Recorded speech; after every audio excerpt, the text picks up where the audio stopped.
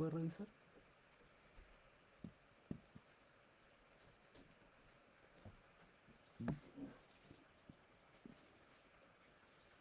Ya va, ya va.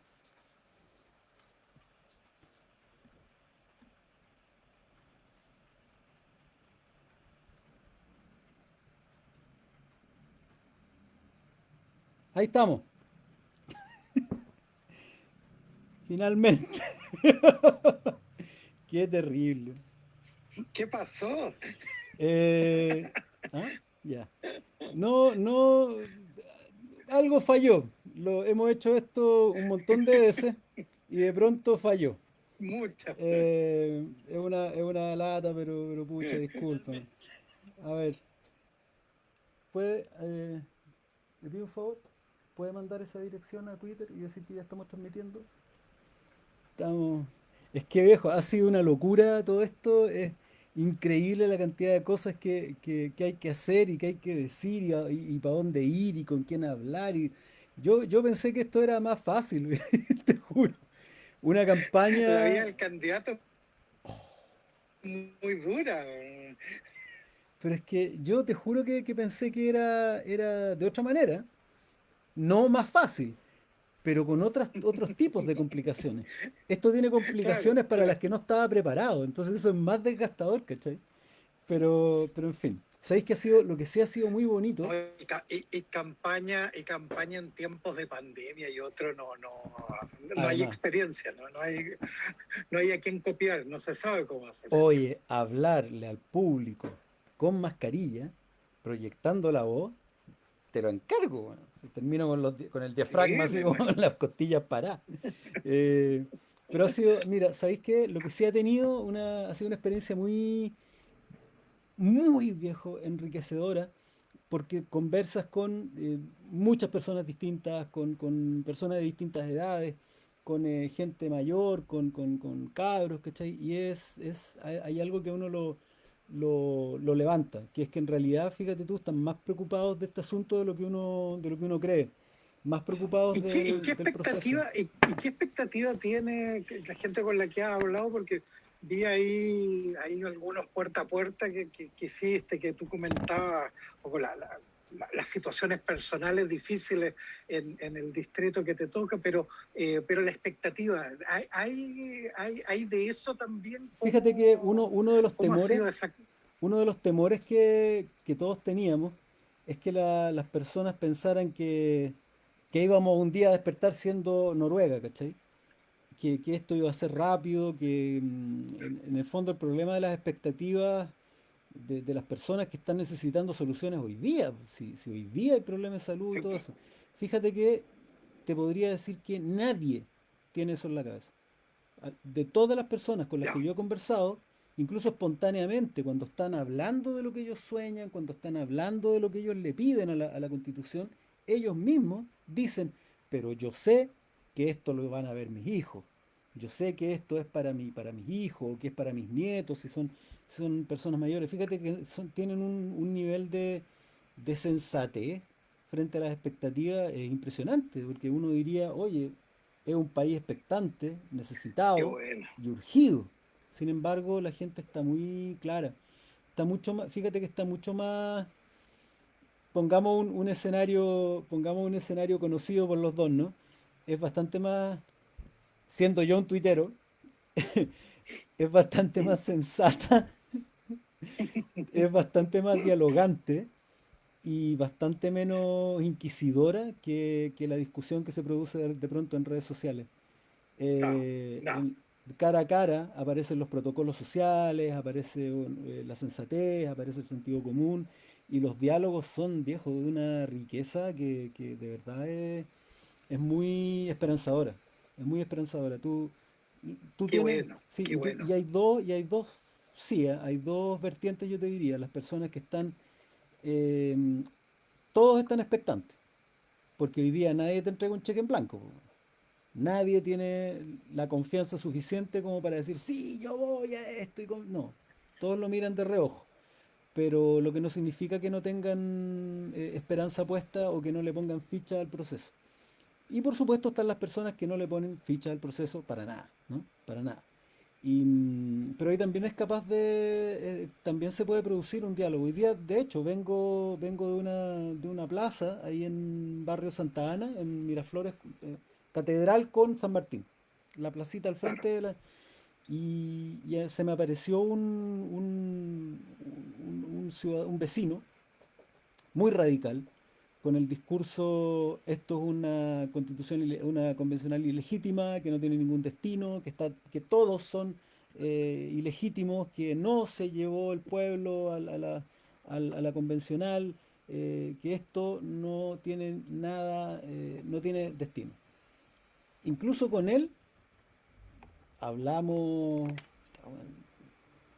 se invirtieron 10 minutos, lo que en un conversatorio caleta, 10 minutos Es en un mucho, diálogo. claro.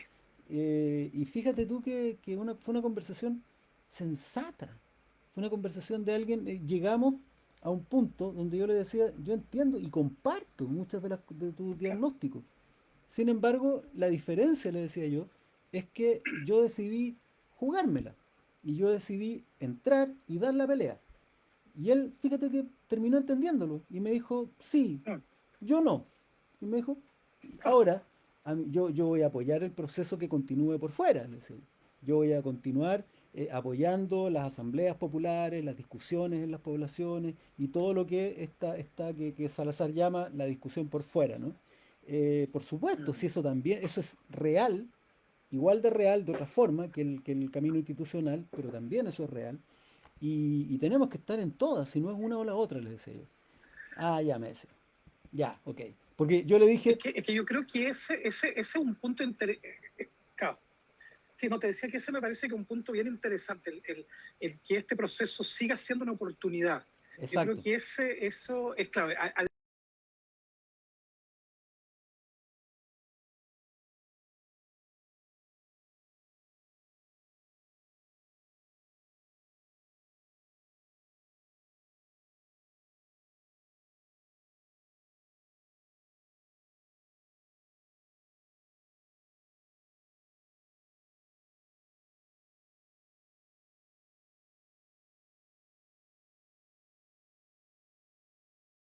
Hoy día eh, creo que el tema de la imposibilidad de unidad, y a mí me consta que hubo mucha gente, y tú dentro de ellos, que se la jugaron por la unidad y que no se logró, y eso hay mm, que reconocerlo. Y en ese sentido generó un espacio de frustración fuerte de que podía este proceso anteponerse intereses partidarios, personales, de todo tipo, antes de este bien colectivo, este bien común. exacto. Pero la oportunidad sigue estando ahí. Yo creo que esa es la clave para seguir apostando por el proceso, pese a todas las dudas. Y en eso, a lo único que yo aspiro a esta altura es a que no terminemos, ojalá aferrados nosotros al tercio que, que, que va a aceptar o no la futura constitución en esta regla de los dos tercios, y que seamos, digamos, quienes están por un proyecto transformador sean capaces de, de, de guiar la discusión y ser mayoría, pero hoy día eso me parece que hoy día está en duda. Entonces, es una oportunidad, pero una oportunidad que está al límite, estamos jugando al límite, Sí, nos quedamos con poco crédito, digamos. sí, claro. A mí me parece, mi posición al respecto, hubo un momento donde, claro, íbamos ganando, yo lo planteo así, íbamos ganando 4-0. Hubo un momento donde íbamos ganando 4-0, estábamos goleando. Y hemos visto como 4-1, 4-2, 4-3. Chuta, yo siento que hoy día estamos al borde de que nos empaten. O sea, cuando yo digo empate me refiero a que si llegaran a salir un 60-40 en la Constitución, para mí sería el 4-4. Y ahí tendríamos que partiríamos en igualdad de condiciones, Sí, y después de haber estado 80-20, ¿no? En ese 80-20 que quería el cambio, podemos encontrarnos con que vamos a estar en igualdad de condiciones en la constituyente. Entonces, mi posición al menos, Claudio, es media, tiene una perspectiva histórica, no sé cómo llamarla, pero ¿sabéis qué? Al pueblo de Chile le ha costado tanto todo que hay que pelear todos Sí, los espacios. O sea, yo sí, decía hoy día, a veces sí, avanzar un metro ha costado sangre, po, muerto. Un así es. centímetro ha costado Y presos. no solo avanzarlo, muchas veces eso ha sido solo para no seguir retrocediendo Exacto, exacto, o que no te arrasen. claro. Ahora, lo que a mí sí me sigue generando expectativas, digamos, en Chile, lo que está ocurriendo, que yo creo que ese espíritu de momento histórico Mm, que tuvimos en octubre del 2019 se mantiene. Es mm, decir, esa idea de que, como dice el eslogan, ahí la frase, la muralla, nos encontramos, no nos podemos soltar. Yo creo que eso ha sido una virtud en medio de la pandemia, donde cada uno tuvo que encerrarse, congregarse, sí, eso se mantuvo. Yo creo que eso es esperanzador en un proceso, yo creo que en un proceso constituyente que va a volver a darse con gente en las calles, que va a darse con movilizaciones, con discusiones, con capacidad de propuesta mm, desde los territorios. Creo que eh, en ese sentido realmente fue un cambio, un giro de momento lo que ocurrió en el 2019. Yo creo que no se perdió, no obtuvimos todo, yo creo, lo que uno tener en ese proceso. Pero esa movilización yo creo que sigue estando, porque mm. aunque muchos sigamos encerrados todavía, Sí, ese sentido de mirada de país está todavía muy latente, muy presente. sí, hay una conversación que tuve con el profe Salazar ayer, donde curiosamente, porque Salazar, el profe, es profundamente crítico del proceso oficial, ¿no? Sin embargo, ayer me dijo, yo sé que él sabía que yo iba de candidato, y me dijo que él estaba feliz, que le parecía bien y que había que jugársela, ¿no? En la constituyente, para lograr, él dice que ya veremos lo que se consigue, pero que hay que jugársela, ¿no? Entonces me pareció muy esperanzador, viniendo de una de las voces más críticas, ¿no? Más autorizadas y más críticas del proceso, esa visión, porque le abre una puerta a un proceso oficial que está siendo visto con mucha desconfianza. Es que yo creo que la clave para digamos, enganchar con esa mirada es que no todas las cartas del proceso político y social iniciado en octubre del 19 y que venía arrastrando un largo historia, se Se juega juegan solo en en la la convención, constituyente, es un elemento. absolutamente. Claro, la convención yo siempre lo planteé un poco, creo que lo conversamos alguna vez esto Mm, también, era en medio de un momento muy duro, al inicio, sobre todo al inicio de la pandemia, etcétera, era esa luz de esperanza. mm, Pero no agota el movimiento. Aquí hay exacto. demandas que están insatisfechas y que no pueden esperar 2 años más. No, Acá hay verdad, justicia, memoria pendiente, la histórica y la del 18 de octubre. El informe del INDH da cuenta de un Estado que no ha avanzado como debiera en materia de derechos humanos, y todo eso debe jugarse junto con la constituyente. mm, Y en ese sentido, tener un proceso mucho más rico, más complejo, que solo agotarse en la exacto. redacción de la futura constitución. Sí, pues esto no es el todo, nada, no nos estamos jugando todo en la convención, ni podemos perder o ganar nada con la convención. Aquí lo más importante fue el estallido, fue un cambio cultural que uno lo sintió casi de 180 grados de pronto, ¿no?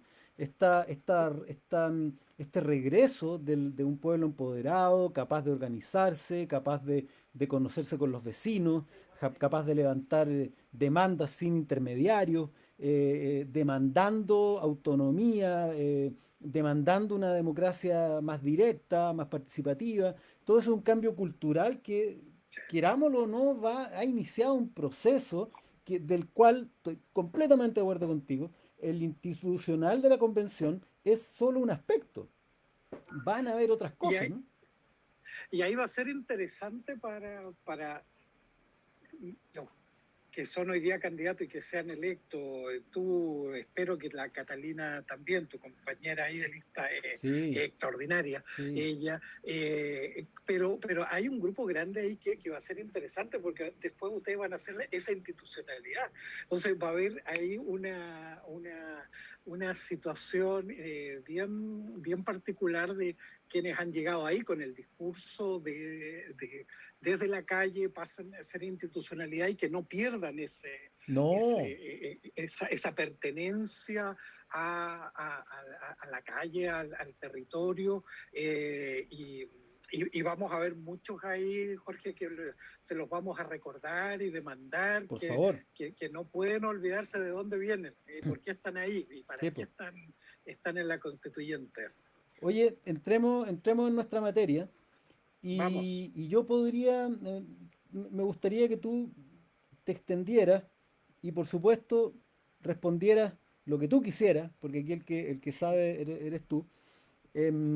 Pero esto tiene dos patas. Una, hablar de derechos humanos, pero otra que tiene que ver con mis intereses, porque tú sabes que yo todas estas cosas las hago para aprender. En el fondo esto es mentira, que esto es un conversatorio para la gente. Esto yo lo hago para hablar con gente la raja y que me enseñe. Entonces, este es el punto. Lo que yo quiero, o que para donde orientemos la conversación, tenga que ver con lo siguiente.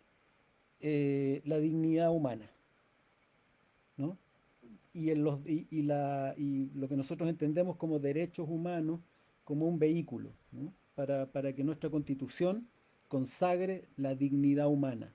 Hay, a mí me pasó hace un tiempo atrás que me enojé mucho con alguien que se burló de la izquierda por las identity politics, ¿no? Decir, ustedes los de izquierda están tan perdidos en un montón de luchas inconexas, ¿no? Defendiendo los derechos, los problemas con los pueblos indígenas por un lado, por otro lado defendiendo a los travestis y esa gente, ¿no? Esa gente. Por otro lado hablando del feminismo, todo nada que ver con nada. Y yo le decía, pero estáis locos, si todo tiene que ver con la dignidad humana, todo tiene que ver con que un régimen sea democrático. ¿En qué sentido?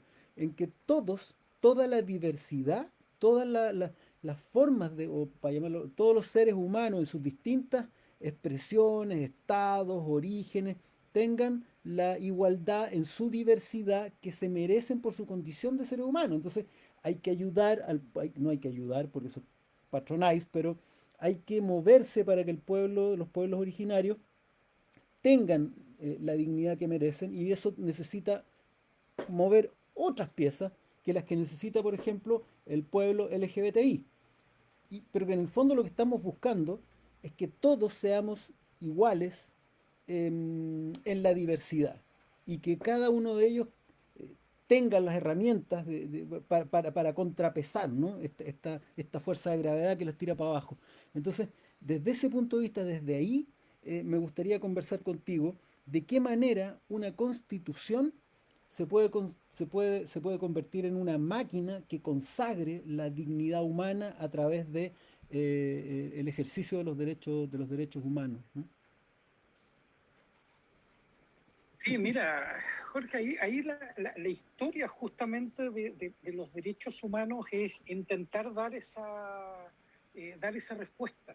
Yo conversaba hace algunos días atrás con mis alumnos en la Facultad de Derecho en un curso de verano que estamos haciendo. Yo les ponía un ejemplo. Hay y eso lo puede buscar quienes nos están viendo en Google. Si en un museo en Holanda hay una pieza que tiene una pesa, una balanza gigante a escala humana. Bueno, esa balanza humana viene de la época en que se perseguía a las brujas, la persecución a las brujas. ¿Para qué era? Porque en las plazas, al lado de la pira donde las brujas iban a ser quemadas, se instalaba esta pesa. Y uno decía, ¿por qué? Porque este artilugio era el último recurso que tenía una mujer, porque eran las mujeres las que eran acusadas ahí de brujería y perseguidas, para demostrar que no era una bruja. Y esto partía, mira, de casi una tontera, que las brujas lo que hacían era tomar una forma humana, pero no eran humanas, por lo tanto, no tenían peso. Y porque no tenían peso podían volar. De ahí venía la ley. Bueno, alguien tomó eso. Mira tú, el ser humano, ante los abusos que generaba esta persecución, alguien tomó esa historia y dijo, ok, entonces si no tienen peso, pongamos una balanza y cuando el juicio ya se resuelve, la última oportunidad que tiene de demostrar esa mujer que no era una bruja es subirse a la balanza. Y si tiene peso, demuestra que no era bruja. Y por lo tanto, se salvaba. Y si no tenía peso, no pesaba, era bruja y se podía, entre comillas, se podía quemar. Wow. Los derechos humanos son ese artilugio. Llegamos a acuerdos, llegamos en distintos momentos en la historia a distintos acuerdos de cómo evitamos los abusos del poder. ¿Y qué pasa en la Constitución? Para hacer el cuento corto, en la Constitución lo que hacemos es precisamente organizar el aparato de poder público y por lo tanto creamos instituciones, cargos y le vamos a dotar de poder a esas instituciones y a personas que van a ejercer la presidencia de la República, el legislativo, el poder judicial, etcétera. Toda la organización del Estado es poder. Pero cuando hacemos eso, al mismo tiempo establecemos límites a ese poder. Y el acuerdo de los derechos humanos, que es un acuerdo, es decir, ok, ¿cuáles van a ser esos límites? Hay un profesor italiano, el profesor Ferraioli, que ha escrito mucho en estos de constitución y derechos. Él dice lo que definimos en una constitución es el espacio de lo indecidible. Es decir, en una constitución se redacta qué es lo que el poder, aquellos que van a detentar el poder, nunca van a poder realizar o hacer: torturar, esclavizar, impedir la libertad de expresión, la libertad personal, etcétera. Pero por otra parte, se establece también aquello que nunca van a poder dejar de hacer las autoridades. Bueno, preocuparse de la salud, de la vivienda, de la educación, etcétera. Entonces, hablar de derechos humanos, Jorge, en una constitución es hablar de uno de sus dos grandes elementos. Por una parte, estructurar el poder y por otro, cuáles van a ser los límites en términos de este espacio de lo indecidible, aquello que en 20, 30, 50 años más quienes detentan ese poder no van a poder decir nunca, no, yo sí podía torturar, a mí nadie me dijo que no podía torturar, yo no tenía por qué preocuparme de la seguridad social, no, aquí tiene un mandato. Entonces lo que vamos a hacer es eso. Ahora, ¿cómo se construye eso? Porque tú dices la dignidad. Le cito otro profe interesante, un argentino que vive hace muchos años en Alemania, filósofo que es espectacular, Garzón Valdés se llama. Ernesto Garzón Valdés tiene un estudio donde habla de la dignidad y dice, mire, yo me leo las constituciones y él decía, mire, hay, no sé, 13, 17 formas de entender la dignidad. Entonces, la dignidad tiene un problema, que estamos todos de acuerdo en la dignidad, pero después probablemente cada uno piensa en una forma distinta. Entonces, hay que darle una bajada a la dignidad. Y esos son estos principios constitucionales.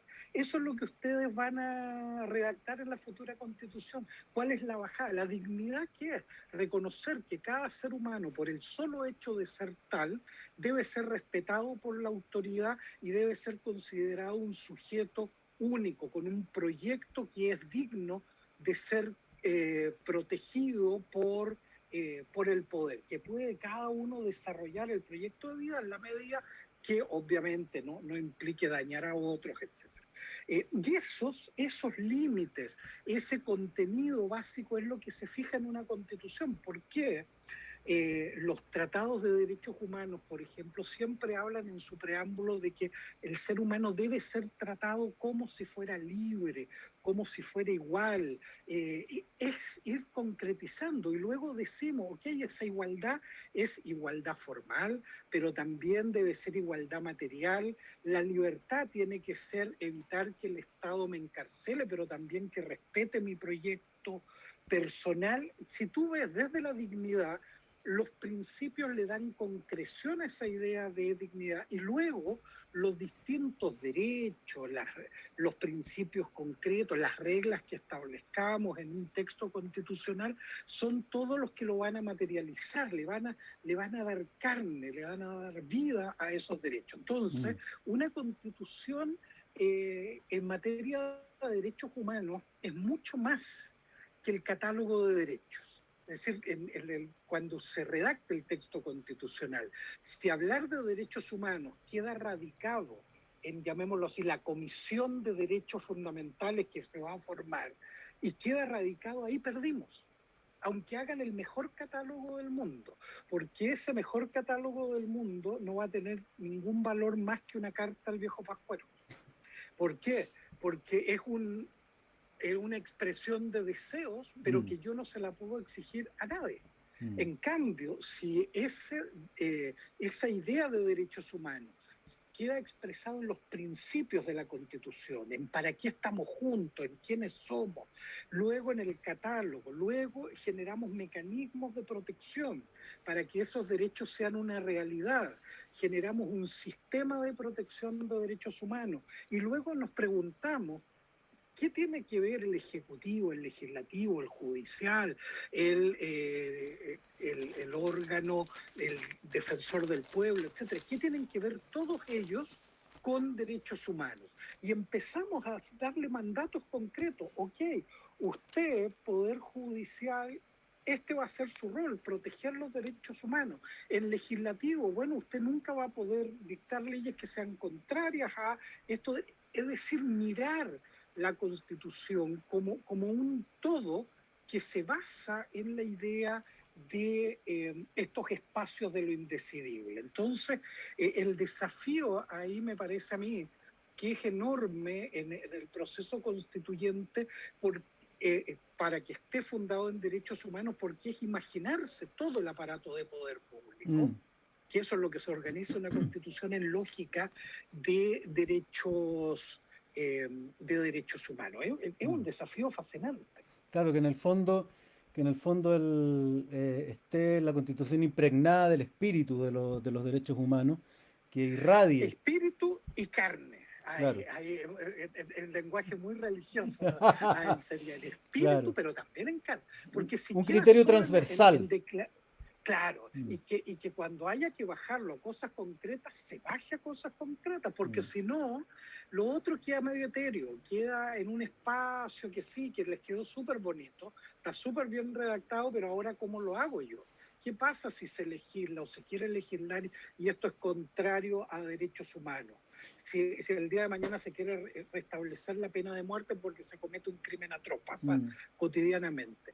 ¿Cómo vamos a limitar eso? ¿Quién va a ponerle un límite para que el legislador no legisle cuando implica eso una regresión en derechos humanos? O si el legislador omite legislar en materias que son fundamentales para la garantía de derechos humanos, como hoy día existe, pues todo lo del 18 de octubre en adelante, tenemos el derecho a reunión, pero no hay una ley que regule adecuadamente los límites.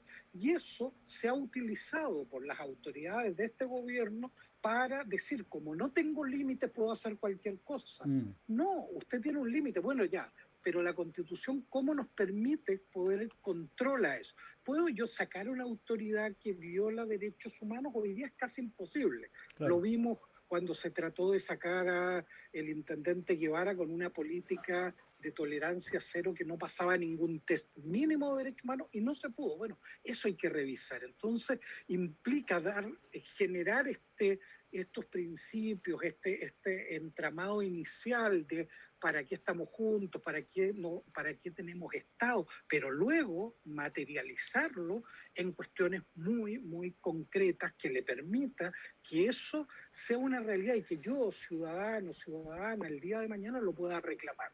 Porque si no lo puedo reclamar, Es letra muerta. no existe. Sí, claro. Exacto. Oye, ¿tú estarías entonces de acuerdo en que cuando hablemos de cada estamento, cuando nos toque el tema de hablar del presidente, cuando nos toque hablar de la Cámara, la bicameral o la unicameral, después de la discusión, que cada uno de esos estamentos tenga una indicación con respecto a los derechos humanos? Yo, yo creo que eso depende de cómo se vaya dando la bajada en concreto, la articulación. Puede haber hay constituciones de repente que tienen una norma general. Cuando empiezan a hablar de la estructura de poder, una norma sobre ahí derechos humanos que implica. Hay cuestiones en concreto que sí debieran tener una bajada. Lo que a mí me parece que es clave en ese proceso para poder tener una buena respuesta a eso es plantearse cuando hablemos de la estructura del Ejecutivo, del Legislativo, bueno, la pregunta tiene que ser, ok, esta estructura que estamos pensando, ¿permite de mejor manera o no la participación política, que es un derecho humano? No Mm, los derechos humanos solo en general, ¿permiten mayor participación o no? mm, Si vamos a hablar del legislativo, bueno, proyectos de ley que provengan de la discusión ciudadana. Hoy día no tenemos. mm, El Parlamento no está obligado a discutir proyectos que tengan un origen ciudadano. ¿Por qué mm. no? Si la soberanía está en el pueblo. Sí. Eso hay que preguntárselo. Mm, En cada institución, cómo esa institución permite el goce y ejercicio de derecho. Esa es una pregunta que yo esperaría que una constituyente se haga. Es decir, cuando hablan del Banco Central, que parece tan técnico, bueno, ¿esto qué implica en materia de garantía de los derechos que están en nuestro catálogo en el artículo X? Cuando le digan no tiene ninguna relación, trampa, es decir, fue luz roja, algo hay detrás de eso, porque no hay nada que no tenga relación con precisamente ponerle límites al poder. es como cuando parece que fuera hace 1000 años cuando hicimos ese video donde hablábamos de individualismo y solidaridad. Es como cuando conversábamos que este era un país que debía empezar a verse desde el punto de vista de la solidaridad. Que si nos preguntábamos por la educación, ¿cómo operaba la solidaridad? Si nos preguntábamos por previsión, ¿cómo operaba ese criterio, ese gran criterio? Entonces, tú piensas que, yo sé, pero tú piensas que deberíamos pensar toda la Constitución con un gran criterio, con un gran criterio anclado en los derechos humanos, ¿no? Eso es lo que nos estás queriendo decir en el fondo. Sí, yo esperaría que esta sea esa constitución, así como la constitución, no sé, del 28 era la liberal, la constitución ya ni me acuerdo los años, el 23 era la Sí, federal, no sé, el 27. la constitución, claro, la constitución del 21 o del 22 a esta altura ya va a ser la constitución, sea la constitución de derechos humanos, donde Mm, se diga después, esta constitución es la que ha hecho el mayor esfuerzo en la historia de Chile por poner los derechos humanos en el centro. ¿Y por qué? Porque aprendimos trágicamente entre el 73 y el 90 y luego en el 2019, el 2020, lo que significaba no tener una constitución basada en derechos humanos. mm. Y como generación aprendimos esa lección y esa enseñanza se plasmó en un texto constitucional. Si pudiéramos decir eso en 20 años más, cuando nos pregunten qué pasó en ese proceso constituyente, que en qué año fue 20, 30, no, fue en el 21 y en el 22. Y este fue lo que se buscaba. Si logramos eso, bueno, valió la pena mucho de lo que ha tenido que sufrir tanta gente para que estemos en este proceso constituyente. Oye, Cristian, tienes, Claudio, em, vamos súper atrás, bien atrás, como esto eventualmente lo va a terminar viendo mucha gente.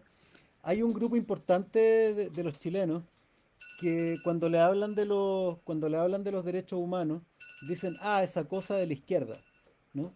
Dicen esa cosa del mundo de izquierda que es en el fondo para que no sé, para que no se los lleven presos, para Sí, poder reclamar contra los militares que están haciendo su trabajo. o sea, ¿Qué les dirías tú a esas personas? ¿Qué en el fondo, mira lo que te voy a preguntar, qué son los derechos humanos?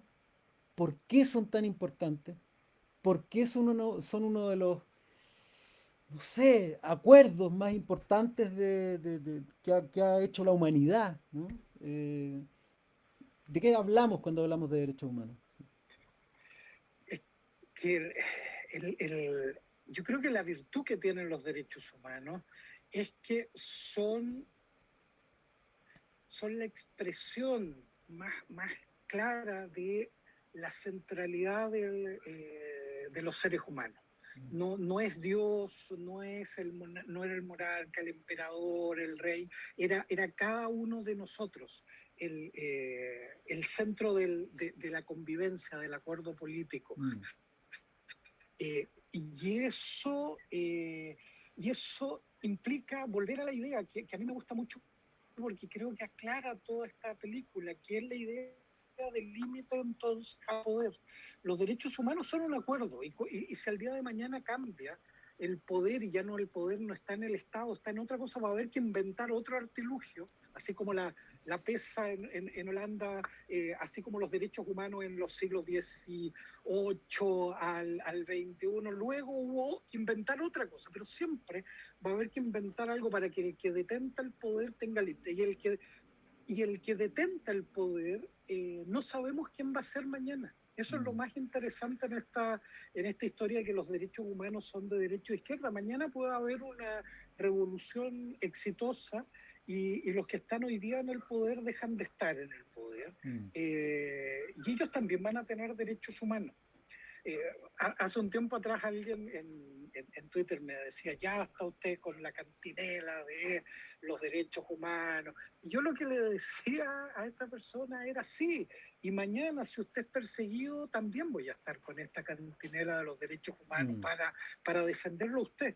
Y esto lo decía Moreira el otro día en el Senado, cuando se discutía en la Comisión de Derechos Humanos el tema del proyecto de ley de indulto a los presos de la revuelta. Moreira dijo, este es un proyecto de izquierda para la izquierda y por eso como yo soy de derecha lo voto en contra. Eh, bueno, esa es la mejor forma de explicar qué no son los derechos humanos. Mm. Eh, y esto es tan claro como que si cambia el régimen y vamos con el mismo discurso y nos vamos a Venezuela, nos vamos a Nicaragua, hoy día por el mismo discurso sería, usted es contrario a la revolución y usted Sí, claro. es un agente del capitalismo mundial. Bueno, me tocará ser, y me tocará ya ser el agente del capitalismo mundial y aquí el agente del comunismo de Corea del Norte. Eh, Jugarse por los derechos humanos es jugarse justamente por esos mínimos, por esos mínimos que deben ser respetados a todas las personas y que deben ser garantizados a todas las personas. Y eso es lo maravilloso, encuentro yo, dedicarse al tema de derechos humanos. Oye, Claudio, dejémoslo meridianamente claro entonces. ¿Por qué crees tú que en Chile, cuando se habla de derechos humanos, voy a hacer una pregunta súper obvia, pero dale nomás. ¿Por qué crees que en Chile cuando se habla de derechos humanos se le asocia a eso de izquierda, a la cantinela de izquierda? Yo creo que tiene eso una razón, porque nuestra experiencia histórica en concreto ha sido que quienes han violado gravemente los derechos humanos durante la historia o buena parte de la historia de este país, para no ser absoluto, en buena parte de la historia de este país ha sido la derecha. Mm, Entonces, la idea de derechos humanos en la práctica en Chile ha sido esta idea del límite al poder, los que han detentado el poder ha sido a la derecha, entonces la persecución fue desde la derecha, en este gobierno la persecución ha sido de la derecha. Entonces, tiene que ver con eso, ese discurso, tiene que ver con una experiencia histórica en concreto, pero que en ningún caso es la experiencia en otros lugares. En Claro. otros lugares ha sido la izquierda, en otros lugares ha sido la izquierda y la derecha alternadamente. Bueno, y eso le hace un muy flaco favor, digamos, al discurso de derecho humano, porque si no, cuando gobierna la nueva mayoría, la concertación, etcétera, parecía que no había un tema de derechos humanos, y sí lo había, y habían violaciones de derechos humanos, y había que condenarla, y había que ser muy duro con eso. Es decir, la situación del Sename, que la propia Naciones Unidas dijo aquí hay una violación sistemática de derechos humanos contra niños, niñas y adolescentes bajo la custodia del Estado. Eso fue bajo gobiernos de la concertación y la nueva mayoría. Y el ministro de Justicia, de Bachelet, el ministro Campo dijo, no, los derechos humanos son esos que se violan en las dictaduras. No, son los que ustedes están violándole a niños, niñas y adolescentes en este país. Claro, Entonces, y era un gobierno que iba desde la hay que DC hasta el ampliar la Partido mirada. Comunista. Exacto, es Claro. algo que yo te diría que le hace, claro, le hace mucho daño al discurso de derechos humanos cuando lo politizamos en ese sentido. Es un discurso político, pero no en ese sentido. Político en el sentido de un discurso que busca ponerle control al poder, y en eso sí es político. Mm. A veces yo le tengo que explicar a algunos niños o jóvenes, niñas, que la idea de que somos todos los seres humanos iguales es una idea bastante nueva en la historia de la humanidad. Eh, no sé, tiene unos pocos cientos de años, no sé, unos 300, aplicándose unos pocos menos. Y es una idea bien revolucionaria, se le ocurrió a algunas personas con nombre y apellido, y su aplicación la damos por hecho, y la verdad es que a lo largo de la historia, en varios momentos, simplemente vamos al caso emblemático, ¿no? A la Alemania nazi, de pronto empezaron a decir que no, porque no éramos todos iguales, que habían personas que merecían vivir y otras que no, había personas que merecían vivir en este país y otras que no. Entonces, pareciera ser una idea bien frágil, la idea de la igualdad y de la dignidad humana, ¿no? Pareciera ser un acuerdo o un consenso que se transmite culturalmente que no, y con ayuda del Estado. Entonces, desde ese punto de vista, esta idea tan frágil, pero tan importante, de que todos merecemos dignidad, merecemos vivir, merecemos desarrollarnos, merecemos que, o sea, tenemos el derecho a que no se nos torture, a que no se nos mate, a que no se nos persiga. Eh, ¿Se puede hacer algo por reforzar eso a través, no sé, pues de la enseñanza de los derechos humanos, a través de los famosos cursos de derechos humanos? O de qué manera una sociedad... Es que ¿sabéis en qué estoy pensando? En algo que me ha dado vuelta la cabeza desde hace un mes, cuando un amigo que está trabajando en un proyecto de reemplazar, a raíz del libro Héroes, ¿no? Donde aparecen personajes que no están ¿Ya? en el panteón, me dice, ¿sabéis que hice un levantamiento de los monumentos en Santiago? Y te voy a repetir la frase que el 70% de los monumentos en Santiago son hueones a caballo. En el fondo lo que me estaba queriendo decir es, Chile es una cultura bien militarizada, una cultura que venera o sea, a mí me han pedido, niños, me han pedido que escriba sobre el gran Santiago Buera, y yo les explico que Santiago Buera es recordado por su brutalidad, no porque sea efectivamente un héroe, sino que el tipo era tan bruto que tenía que andar con dos sables porque le quebraba los cráneos y se les quebraba el sable, ¿no? Entonces es preocupante que para niños ese sea un héroe, ¿no? Sea un personaje a imitar. Eh, que la principal enseñanza en nuestro país, o que el principal héroe patrio, sea un tipo que se mató por la patria, eh, sin, en el fondo con un salto al abordaje sin destino, solamente porque se lo ordenaron, ¿no? Le ordenaron que abordara, sin importar las condiciones, eh, es súper preocupante. Entonces, desde ese país militarizado que glorifica la guerra, que glorifica los héroes bélicos, ¿cómo cómo podemos reforzar esta idea que parece tan frágil, ¿no? Y para eso una última cosa. Fíjate que Mm, en las memorias de Federico Willoughby, Federico Willoughby, un tipo que apoyó la Junta Militar el 11 de septiembre a las 6 de la mañana, está ahí exacto. al pie del cañón, ¿cachai?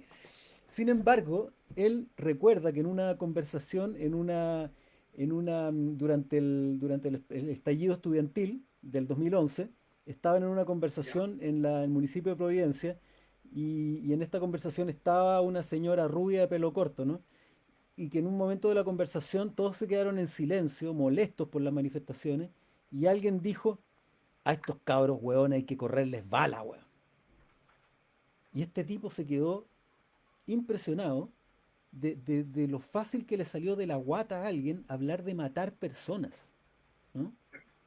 Entonces, ¿cómo podemos hacer en este país que glorifica estas cosas, o que las tiene ahí tan en la guata, para reforzar y para defender esta idea que parece tan frágil, po? ya. Yo creo que ese es un desafío enorme, porque como tú bien dices, es decir, esta es una idea en términos de la historia larga reciente. Mm, Es decir, esto tiene que ver con la herencia de la ilustración, mm, claro. de, de esta idea, la idea de los pactos, de que aquí hacemos un pacto donde yo entrego poder, pero a cambio de que a mí se me respete, Mm, pero yo como ser humano vengo antes del pacto y por lo tanto hay cuestiones que me deben ser respetados siempre. Eh, que, es, que los derechos son previos al acuerdo político. mm, Si tú miras la Constitución norteamericana, no tiene catálogo de derechos y no tiene el catálogo de derechos porque la discusión fue como la declaración de derechos es anterior al acuerdo político. Si discutimos en la Constitución los derechos, pareciera que es algo que el poder puede conceder o no a su antojo. ah, Y no, son anteriores. mm, Ahora, como en la práctica no funciona sin ponerlos por escrito, las primeras enmiendas son todo el catálogo de derechos, pero el proyecto original era no podemos discutir siquiera sobre los derechos porque nos preceden, son anteriores. Pero claro, pero en la práctica como yo sigo con la idea para entender bien esto, como son límites al poder, el poder siempre, cuando puede, vuelve a mm, aplastar. mm, Y la única forma de que los que no tenemos poder podamos ejercer derechos, gozar derechos, es primero que los conozcamos. mm, Segundo, que nos organicemos para que se nos respeten esos derechos y que existan los mecanismos para hacerlo y si no, generarlo. La historia del sistema interamericano, por ejemplo, de derechos humanos, que un día podríamos tener una conversación solo en eso porque es fascinante, la historia de los derechos humanos es eso, cómo generar un sistema que controlara los abusos de las dictaduras en los 60, después hasta los 80, después en los procesos de transición a la democracia, luego respecto de los grandes colectivos discriminados, hoy día cómo hacer respetar derechos cuando se producen regresiones autoritarias, como aquí en Chile, como se ha producido en Ecuador, en Brasil, eh, en México están viviendo algo parecido. Entonces, mm, eh, hay y la única respuesta para eso, para conocer, para organizarse, para ejercitar los derechos, es educación. No existe otra herramienta. Eh, Hay que generar la convicción en las personas de que somos todos titulares de derecho. Y eso es algo que en este país no es tan obvio. mm, Todavía hay mucha gente que se ve como alguien que es beneficiario de la buena voluntad, de la caridad, etcétera. ¿Por qué? Porque a quienes detentan el poder les conviene eso. mm, No les conviene hablar de poder, que en la Constitución lo que claro. se va a hacer es redistribuir el poder. Eso no les conviene. Lo que les conviene es la cosa caritativa, la buena intención, en los vamos a cuidar. Hoy día, en todo el día con el tema de las vacunas, se hablaba de nuestros abuelitos, nada de vuestros abuelitos. Personas titulares de derecho que están hoy día ejerciendo el derecho a ser vacunadas. ¿Por qué? Porque tienen derecho a condiciones de salud Mm, dignas y en igualdad de condiciones. Estos no son nuestros abuelitos, estos mm, son titulares de derecho que el Estado tiene que garantizarles la salud. Vaya que cambia claro. el discurso cuando yo lo planteo así a que Mm, cuando lo planteo como los abuelitos, cómo vamos a cuidar a nuestros abuelitos, mm, cómo vamos a cuidar a nuestros niños, mm, cómo vamos a cuidar a nuestros pueblos indígenas. mm, Eso no es casual que el discurso del presidente y de las autoridades siempre sea así, y mm, del empresariado y otros, siempre es paternalista. ¿Por qué? Porque son nuestros, son, somos nosotros los propietarios de este país, mm. de sus personas, la gran hacienda en este país, Sí, claro. culturalmente se mantiene vigente y no titulares de derecho. Ese es el Mm. cambio cultural que hay que hacer para que la cultura de derecho sea una realidad. Recuerdo siempre una conversación que tuve con un viejo hacendado que, que recordaba con nostalgia los tiempos antes de la politización de los campesinos. Recordaba con nostalgia cuando él era chico y no le habían metido ideas malas en la cabeza a los campesinos.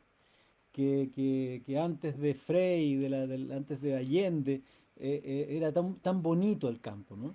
Y al rato tú descubres que lo que él echaba de menos era la servidumbre, ¿no? Le encantaba la humildad del campesino, le Pero encantaba claro, que fueran tan agradecidos de su caridad, mira, sabéis que en realidad yo te presto un pedazo a tu inquilino, te exacto, presto un pedazo de tierra para que tengáis tu chacra, pero trabaja para mí. Yo exacto. y no te pago, y sabéis que además eres mi sirviente, y qué lindo esta relación en que uno los ayudaba, incluso los podía mandar al colegio. Claro, po, no le gustó verlo como un sujeto de derechos que podía exigir, ¿no? Exacto, y eso yo te diría, Jorge, es lo que la derecha en este país nunca le va a perdonar a Frei Montalva. Mm, El cambio cultural que mm, Frei en su gobierno, el tema de la sindicalización, de la exacto. promoción popular, la reforma agraria, Mm, son los cambios culturales que dieron luego paso a la posibilidad de profundizar esos cambios y transformarlo en procesos revolucionarios en el gobierno de Salvador Allende. Pero eso la derecha, a Frei Montalva no se lo va a perdonar nunca porque provocó el cambio cultural de claro, la organización, de que habían derechos, de que habían transformaciones, de que eso no era, de que eso no estaba dado por Dios, eso claro. era una decisión de cómo organizar la sociedad que estaba mal y que había que transformar. Y es un poco lo que estamos viviendo, me parece, hoy día, en otra escala, y volver a entender la idea de lo colectivo. Dejamos de ser consumidores para ser pueblo, Mm, y eso es un cambio también mm. cultural muy de fondo. Oye, Claudio, y me gustaría retomar la pregunta para preguntarte si tú tienes una idea de cómo se debería enfrentar esta educación, ¿no? En los derechos humanos.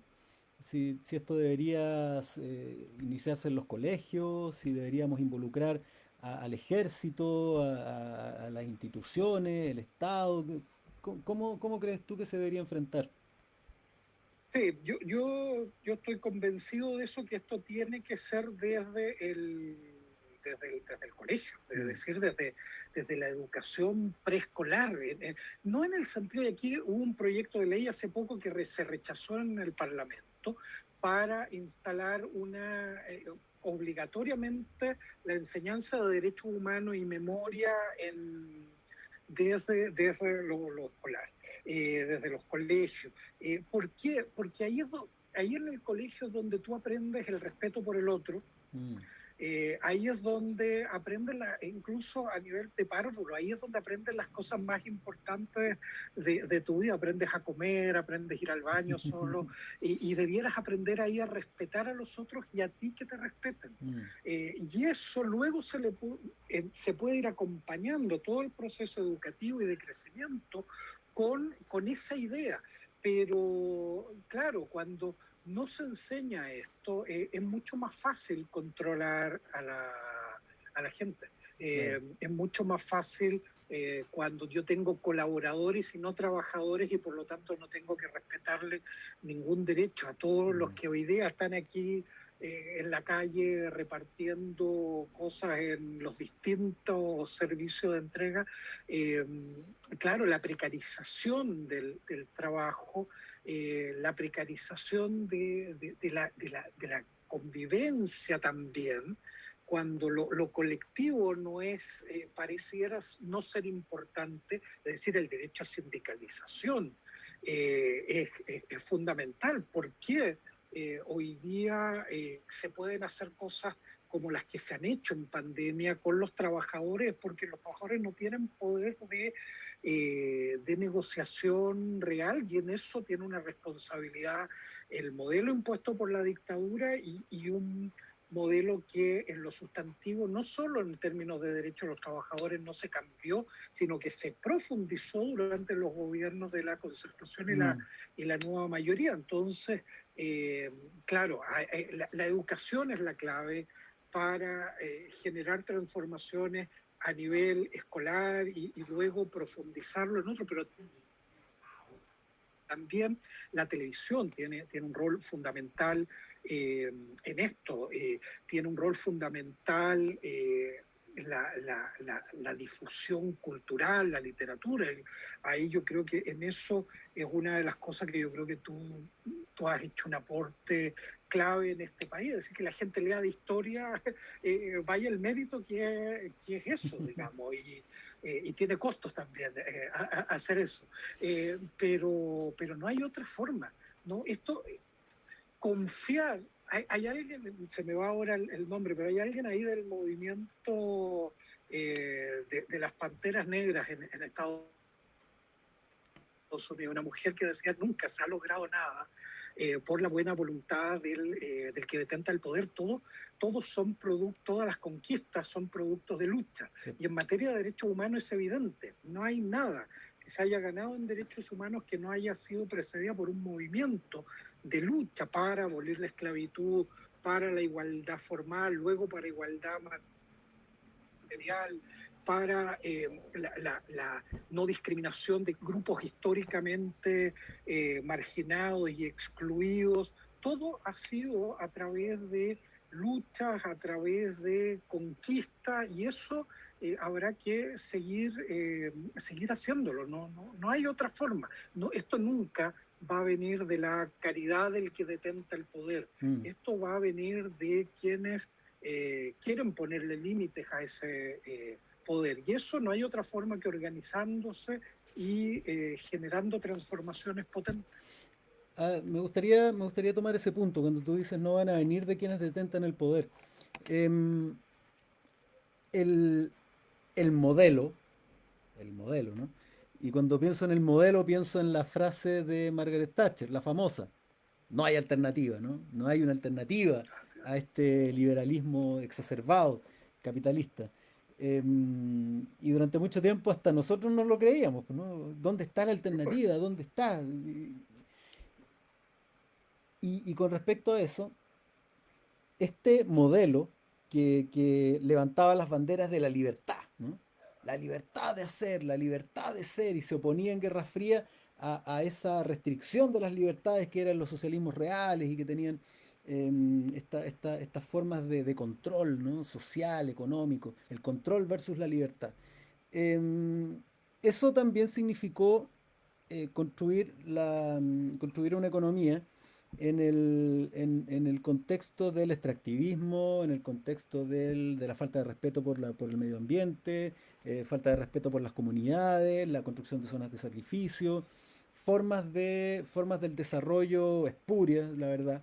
Y se produjo un fenómeno bien interesante, porque es que a partir de la desilusión y el fracaso del modelo, hablemos de la crisis subprime ya el año 2008, ¿no? Ahí ya quedó claro que esta cuestión no iba, Ujú. no iba bien. em, Comenzó un proceso como tú lo llamaste delante, de regresiones autoritarias, porque al parecer la democracia comenzó a ser un enemigo de este modelo porque la gente comenzó, utilizando las herramientas de la democracia, a rechazarlo, a rechazar el extractivismo, a rechazar la intromisión con los pueblos originarios que estaban sentados sobre riqueza, la creación de zonas de sacrificio, la explotación, todos estos experimentos fallidos como las previsiones de capitalización individual, la AFP. Ya vimos que el modelo no nos entregó mejor educación, no nos entregó mejor previsión, no nos entregó mejor salud, no nos entregó una mejor sociedad donde vivir y desarrollarse, donde estábamos todos tensos, con estrés y hasta... Entonces las democracias, entre comillas, empezaron a tener estas regresiones autoritarias, eh, en el fondo para proteger también este modelo, ¿no? Empezó a darse vuelta la tortilla. Sí, así ¿Y a es. qué voy? Hay muchos Erdogan wannabe hoy día, entre ellos Piñera, ¿no? Que en el fondo quiere tener leyes que le permitan sacar los milicos cuando él quiera, quiere tener leyes que le permitan que los organismos de inteligencia del ejército puedan operar sobre organizaciones civiles, quiere quiere tener facultades que en el fondo van en contra o construyen esto que tú le llamas esta regresión autoritaria. Esto se expresa, o tiene su expresión quizás más brutal, en la acción de las policías. Hoy día uno puede ver la represión de los mozos en Barcelona o la represión en Rusia, la represión brutal de las manifestaciones en Estados Unidos y por supuesto lo que pasó aquí en Chile. Eh, y uno dice, Dios mío, pero no íbamos en el sentido opuesto. ¿Qué está pasando? ¿Por qué de pronto se puede enfocar a un mozo barcelonés, un policía catalán, golpeando a una mujer en el suelo, arrastrándola por el pelo y que no le pase nada? O viéndolo, la cantidad de casos hoy día en Chile de querellas contra carabineros que están quedando en nada. Cabros que llevan un año presos sin un debido proceso. ¿Qué está pasando, weón? Sí, mira, Jorge, ahí el escenario es bien complejo en eso, porque, a ver, porque esto tiene origen antiguo, es decir, en la Guerra Fría, claro, Estados Unidos tenía este discurso libertario para oponerse a los totalitarismos Mm, soviéticos, pero no dudaba cuando sus intereses se veían amenazados en Centroamérica o claro. en Sudamérica o en el Asia, en invadir, en promover golpes de Estado, Mm, en apoyar dictadura, en formar en la Escuela de las Américas a torturadores. Es decir, esto tiene una historia de que aquí hay un modelo nuevamente capitalista y no solo neoliberal, sino que un modelo capitalista que cuando se pone en riesgo sus intereses no duda en recurrir a la fuerza mm. y al autoritarismo para mantener sus intereses plenamente vigentes. Y en ese sentido, claro, desde las transiciones a la democracia desde los 80 en Argentina, Brasil, Chile, los procesos de pacificación en Centroamérica, hasta el proceso de pacificación en Colombia. Veníamos viviendo un periodo largo donde la discusión era cómo avanzamos. Mm, Estaba todo este debate de justicia transicional, consolidación mm, democrática, pero el debate era cuán rápido avanzamos en qué. Ampliar la democracia, profundizar la cultura de derechos. Y uno mm, podía criticar, no ha sido suficiente, no vamos lo rápido, las promesas han sido incumplidas, etcétera. Pero lo que estamos viendo la última década fácilmente, tiene que ver con un tema distinto, que es precisamente que cuando esta derecha, luego de en América Latina. Se produce el movimiento, sobre todo con Chávez, cuando llega al poder el 99, y algunos autores lo fijan justamente hasta la muerte de Chávez el 2013, una oleada de gobiernos de izquierda, donde estaba Lula, Bachelet, los Kirchner en Argentina, Evo Morales en Bolivia, etcétera. Todo un movimiento de esta izquierda progresista, con un discurso interesante en América Latina, pero que luego empieza a ser reemplazada por nuevamente gobiernos de derecha. Pero que una derecha que viene con el mismo discurso neoliberal tradicional, basado en el extractivismo, basado en el crédito, basado en los abusos. Aquí no estamos diciendo nada nuevo. Esto hace 100 años atrás, Rosa Luxemburgo lo criticaba como los grandes males del capitalismo eran que el crédito, decía ella, y decía la concentración de poder en las empresas. Y bueno, claro, nosotros lo volvimos a ver. Y entonces cuando fracasa esa respuesta, la extractivista, la neoliberal tradicional, a ese movimiento que es Macri en Argentina, Bolsonaro en Brasil con otras características, pero también Colombia, Chile, etc. Cuando empieza a fallar eso y la gente empieza a protestar, empieza a rebelarse frente a eso, no duda esa derecha en una respuesta autoritaria. Hay un argentino ahí, para que los que nos están escuchando, denle una mirada a Ricardo Forster, se llama, un filósofo argentino. Él habla de un maridaje entre neoliberalismo y fascismo, que es lo que caracteriza a gobiernos como el de Macri, Piñera y otros. Es decir, que no tienen ningún problema en pasar de un discurso libertario a un discurso autoritario cuando sus intereses están en juego. Y por lo tanto, cuando hay que restablecer el orden público, el peso de la noche portaliano, cuando hay que restablecer ese orden público, están dispuestos a todo. Y todo implica violaciones de derechos humanos, implica regresión autoritaria. El tema, Jorge, a mí lo que me preocupa y lo que me gustaría ponerlo en el debate y transmitirle a otros mi preocupación en eso, es que este no es un problema del gobierno. Lo que estamos viendo en Chile es que esta es una respuesta del Estado. Y eso es muy preocupante, porque eso es de largo aliento. Porque tú tienes respuestas que pueden ser del presidente Trump en Estados Unidos. Es una aventura personal. En otros lugares puede ser la respuesta del gobierno de turno. Macri en Argentina en algún momento. Pero en Chile, si rápidamente, desde el 18 de octubre en adelante, los que se van a alinear tras esta respuesta de restablecer el orden público al precio que sea, es el Parlamento, que le aprueba las leyes para criminalizar la protesta, incluyendo sectores del Frente Amplio, lo que era la esperanza de la renovación de la política, estuvieron ahí para criminalizar la protesta. Fracasaron los mecanismos de control político, salvo Chadwick, ningún otro funcionó, pero también el Poder Judicial, que se alineó rápidamente tras un discurso de ser muy duro con los que se rebelan y ser muy laxos con los que violan derechos humanos. Ayer el Instituto Nacional de Derechos Humanos presentó su informe de seguimiento de las recomendaciones que hizo el 2019. ¿Qué dice? Dice, voy a analizar 5, las más importantes de las 15 que hice. De las 5, 0, ninguna cumplida íntegramente, ni por el Ejecutivo, en materia de perdigones, en materia de armas químicas. Hay un capítulo especial para armas químicas en Chile, 2021. No hay cumplimiento por parte de los órganos encargados de la investigación diligente, el Ministerio Público, y dice usted ha sido lento y no ha sido diligente.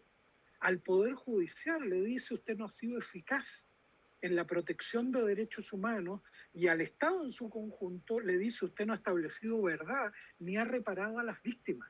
Es decir, no se ha hecho nada desde el octubre hasta ahora para cesar las violaciones de derechos humanos que continuaron y hacerse cargo de las violaciones ocurridas entre octubre y marzo, digamos, en el periodo de las protestas callejeras y otros. Y eso entonces, Jorge, ya no es un problema solo de Piñera, del ministro del Interior de turno, del intendente o de carabinero, de quien lo dirige. Es una falta de compromiso del Estado con los derechos humanos y por lo tanto se ha alineado el aparato de poder público tras esta apuesta represiva contra las manifestaciones políticas y sociales. Y entonces tenemos a los medios de comunicación en ese discurso, a los medios oficiales, tenemos al empresariado tras ese discurso y tenemos al Estado. Entonces, ya no estamos hablando de un problema actual que vamos a solucionar con el cambio de gobierno. Mi temor es que lo que se ha hecho en términos legislativos, pero también en regresión en el Poder Judicial y en el propio legislativo, te marca lo que viene hacia adelante. Y en ese sentido volvemos a esta luz de esperanza, es que la constituyente envía un mensaje distinto a este mensaje autoritario que se ha ido instalando en Chile. Entonces tenemos un problema con la legitimación de la violencia como respuesta ante aquello que rechazamos. Este intento, esta práctica de este linchamiento a este joven de 15 años, hace unos días atrás, que fue torturado por personas porque había cometido X delito, eso es algo a lo que nos empieza a hacer sentido en términos que nos parece que esa es la respuesta adecuada. Y tenemos un candidato presidencial que dice que a él le parece bien que la gente se arme en sus casas. Entonces legitimamos la violencia como respuesta a la violencia. Pero no condenamos todas las violencias, porque cuando las violencias son las violencias del Estado, no las vemos. Algunos rectores ahí de universidad han escrito: esa violencia institucional no existe. No, existe. Y cuando alguien se revela frente a ella, no, a ese hay que castigarlo muy duramente. Entonces tenemos un país que convive con una idea de autoritarismo que en 30 años de democracia, porque no hubo educación adecuada en ese sentido, todavía no nos sacamos de la cabeza que la respuesta no puede ser la violencia ante los fenómenos sociales, incluso ante aquellos que rechazamos como delitos y otros. Entonces es un escenario, Jorge, muy complicado el de la regresión autoritaria. Considerando además que este es un país que tiene una deriva histórica en ese sentido. Cuando uno piensa, cuando yo he conversado de pronto y me dicen: no, el neoliberalismo, lo que pasa es que la dictadura de Pinochet y todo. Estamos hablando de un país que históricamente fundó su Estado en base a esa idea, a esa constante histórica, que la estabilidad de Chile depende de la fuerza, ¿no? El gran Estado en forma portaliano lo que plantea es que para tener estabilidad social para la producción económica, perdón, para mantener la estabilidad económica, eso se consigue a través de la fuerza y la violencia, ¿no? Que en el fondo decir, esa gran constante histórica es la que dice que en Chile cualquier efervescencia social debe ser aplastada, no escuchada ni convertida en un síntoma, en un análisis. Entonces, ese es un país que ha crecido en torno a la idea del orden y patria por la razón o la fuerza, digo yo. Que es un país que históricamente resuelve sus conflictos. Es cosa de ver lo que ocurrió con... Siempre yo pienso en el evento que marcó la manera de operar durante todo el siglo XX, que fue la masacre de portuarios de 1903 en Valparaíso, donde la prensa justificó, el Congreso validó y la gente apoyó, ¿no? Una masacre y después a los efectivos y la justicia calla. Y la justicia cayó, claro, ese es el punto.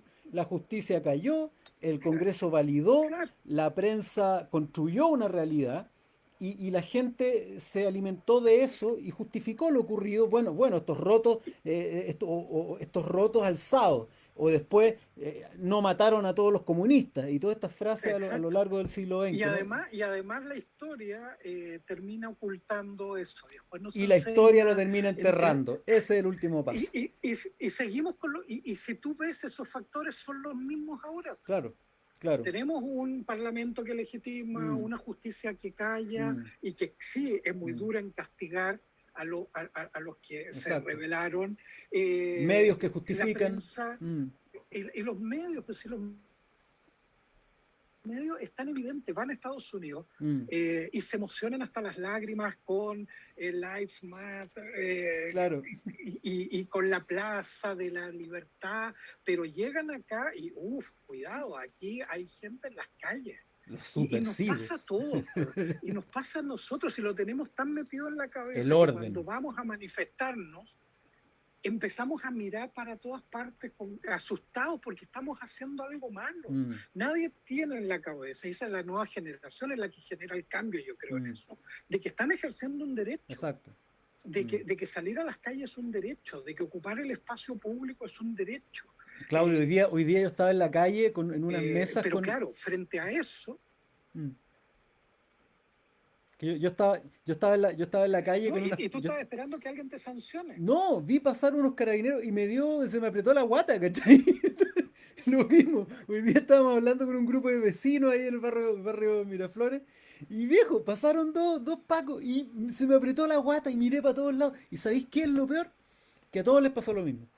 Y nos reímos. Y a la gente, claro, y la generación que no, Mm, y la generación que salió a manifestar y que no salió de las calles y que opuso resistencia a eso, el terror se utilizó contra ellos. Es mm, decir, no es casual sí, el tema del trauma ocular. sí, mm, sí.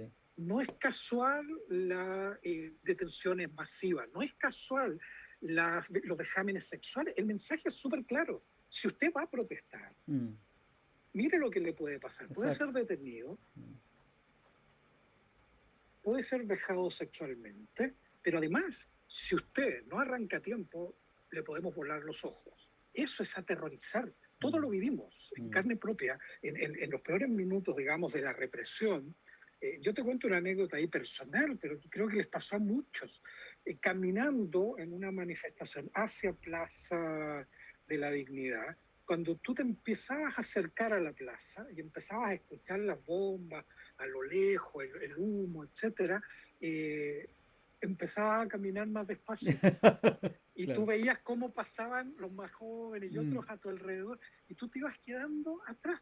Y te dabas cuenta que era una cosa física. mm, mm, Físicamente, eso es miedo. Y eso es lo que mm, quería transmitir. El terror, uso del terror para controlar socialmente las manifestaciones. Y mm. los que no cayeron en eso y no se aterrorizaron y siguieron, son los que Perdieron perdieron ojo. la Mm, vista, mm, son los que fueron torturados y son los que siguen presos. Pero que mm, el mensaje no era solo para ellos, era para todos nosotros, era para toda la sociedad. Esto no se va a aceptar. mm, Y el acuerdo político del 15 de noviembre, que da origen a lo que estamos viviendo hoy en el mm, proceso constituyente, es parte de esa clase política que quiere retomar mm, el control de un movimiento que había perdido. La cosa es cómo hacemos ahora para nosotros volver a tomar ese mm.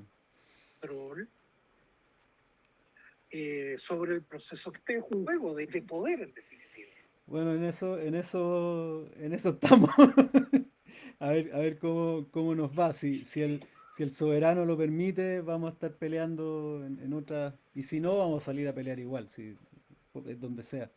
Oye, Claudio, ya llevamos un montón de rato hablando. Yo te lo agradezco mucho, tu tiempo, tus ganas y tu visión, tu expertise también. Y el corazón que le ponía en esto, porque eso es lo que yo hablo, lo que me encanta de lo que está pasando. Que esto no es una exhibición no es una exhibición de tecnicismo, no es una exhibición de academicismo, esto Esto es pensar un país desde el corazón, pensar el país y desearle lo mejor, el cariño entre los seres humanos, el amor por el prójimo. Hay tantas ideas grandes en el aire que a mí me conmueve todo esto. Yo todavía, yo quiero creer, ¿cachai? I want to believe. Y quiero pelear por esto. Así que y yo sé que tú también y que estamos todos en la misma. Pero es un proceso muy bonito que nos permite tener estas conversaciones. Yo estoy encantado. Te lo agradezco y no creáis que te vaya a liberar. Yo te voy a agarrar de nuevo en algún otro momento y más adelante también y vamos a seguir en contacto, ¿no? Admiro mucho tu trabajo y tu convicción. Eso, No, pues. no, muchas gracias, Jorge, y encantado. Y cuando quieras, porque hay mucho que hablar, hay mucho que soñar todavía. Así que sigamos en esto. Muchas gracias. Gracias a ti. Yo le digo a la gente que está acá que tenemos el deber de soñar. Hoy día no hay que solamente querer, sino que es un deber soñar. Es un deber pelear por ese Chile que todos soñamos. Estamos en una posición histórica donde podemos. Hace 2 años atrás nadie se le hubiera imaginado intervenir, meterle las manos a la constitución de Pinochet y hoy día estamos en ese proceso. Desde mi punto de vista, por lo menos el mío, es que tengo además un deber, siento un deber generacional con mi abuelo minero del salitre, con mi abuela campesina, con mi bisabuelo albañil. Yo vengo de una generación, de una genealogía de obreros y trabajadores que me enorgullece y quiero que entren conmigo al Palacio de Pereira para construir ese Chile que, que ellos no pudieron ver, ¿no? Así que eso, un abrazo enorme, Claudio, nos estamos viendo. Chao, chao. Chao, chao. Gracias a todos.